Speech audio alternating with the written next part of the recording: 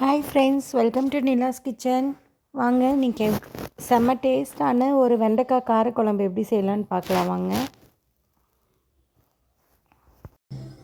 வாங்க இன்றைக்கி நம்ம வெண்டைக்காய் குழம்புக்கு ஃபஸ்ட்டு வெண்டைக்காயை வறுத்து எடுத்துக்கலாங்க. நான் ஒரு 400 கிராம் வெண்டைக்காய் எடுத்திருக்கேன். கட் பண்ணி இது நல்லா வறுத்துக்கலாம் கடாயில்.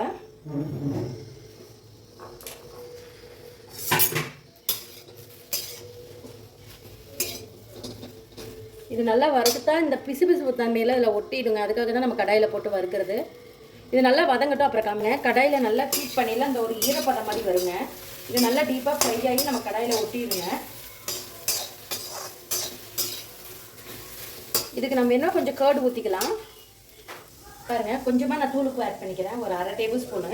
அந்த வளர்க்குறவங்களுக்கு ஒட்டுறதுக்காக தூளுப்பு போடுவாங்க. ஓரளவுக்கு பாருங்கள், அந்த வளவளப்புக்கெல்லாம் கடாயில் ஒட்டுறது தெரியுதுங்களா? இந்த மாதிரி நல்லா டீப்பாக ஃப்ரை பண்ணிக்கோங்க. ஒரு 5 நிமிஷம் ஃப்ரை ஆகும். பாருங்கள், அதோட வளவளப்பு தன்மை 75% கம்மியாயிடுச்சு. கடாயில் ஒட்டிட்டு பாருங்கள் எல்லா வளவளப்பும்.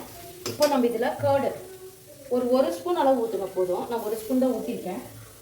போட்டு கேர்டு போட்டு மிக்ஸ் பண்ணிங்கன்னா இன்னும் அந்த வளவளப்பெல்லாம் கம்மியாயிடும் எங்கள் பாட்டி சொல்லுவாங்க. போட்டுக்கிறேன். நல்லா மிக்ஸ் பண்ணிக்கலாம். இது ஃபுல்லாக ட்ரை ஆகுதுங்க, காமிக்கிறேன். எவ்வளோ சூப்பராக அந்த வளவளப்பு எல்லாம் கடாயில் ஒட்டிடுச்சுங்க. இது தனியாக ஒரு தட்டுக்கு மாற்றிடலாம். பாருங்கள், இந்த தட்டுக்கு மாற்றிக்கலாம். இதை ஓரமாக இருக்கட்டும். இப்போ தாளித்து விட்டுடலாம். பாருங்கள், கடாய் நல்லா காஞ்சிருச்சு. நான் ஆயில் ஒரு 3 டேபிள் ஸ்பூன் அளவு நான் ஊற்றிக்கிறேங்க. பாருங்கள், ஆயில் நல்லா காஞ்சதும் கடுகு 1 ஸ்பூன்,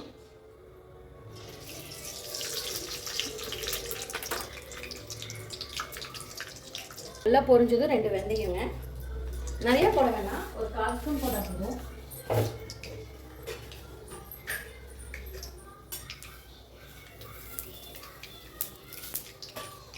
பாருங்க, கடுகு நல்லா வெடிச்சிருச்சு. 2 கருவேப்பிலை.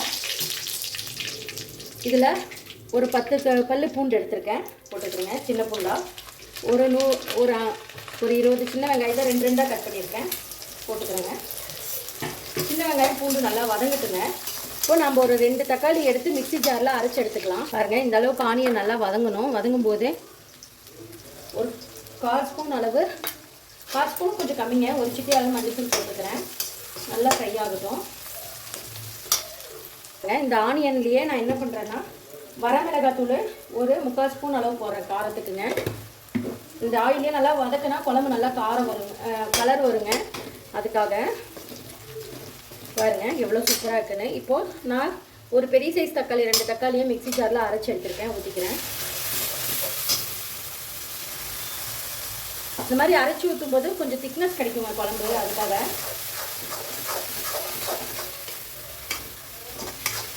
இன்னொன்று தக்காளி அப்படியே எடுத்து வச்சுருவாங்க. இந்த மாதிரி அரைச்சி ஊற்றிட்டா கொஞ்சம் சாப்பிட்ருவாங்க அப்படியே குழம்புல. அதுக்காக பாருங்க, இது நல்லா வதங்கிட்டு இருக்கு.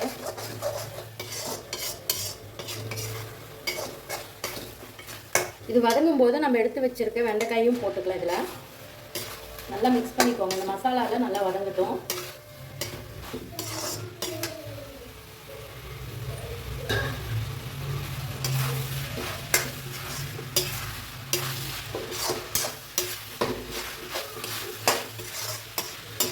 இப்போ இதே ஸ்டேஜில் கொஞ்சம் உப்பு போட்டுக்கலாங்க.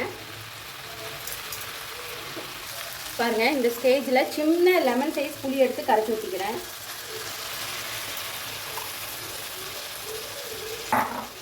இப்போது புளி ஊற்றுன உடனே நான் வீட்லேயே அரைச்ச குழம்பு தூளுங்க. அது ஒரு 1/2 டேபிள் ஸ்பூன் அளவு போட்டுக்கிறேன். இது கொஞ்சம் காரம் கம்மியாக தான் இருக்கும். 1/2 டேபிள் ஸ்பூன் போட்டிருக்கேங்க.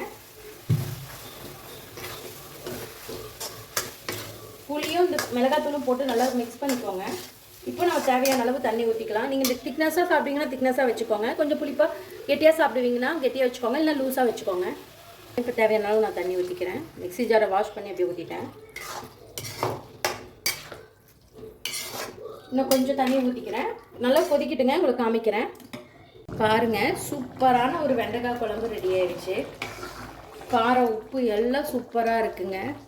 கண்டிப்பாக நீங்களும் இந்த மாதிரி ட்ரை பண்ணி பாருங்கள். ட்ரை பண்ணி பார்த்துட்டு கமெண்ட் பண்ணுங்கள். இந்த வீடியோ பிடிச்சிருந்தா லைக் பண்ணுங்கள், ஷேர் பண்ணுங்கள், மறக்காமல் சப்ஸ்கிரைப் பண்ணுங்கள். தேங்க்யூ ஸோ மச் ஃபார் வாட்சிங். பாய்.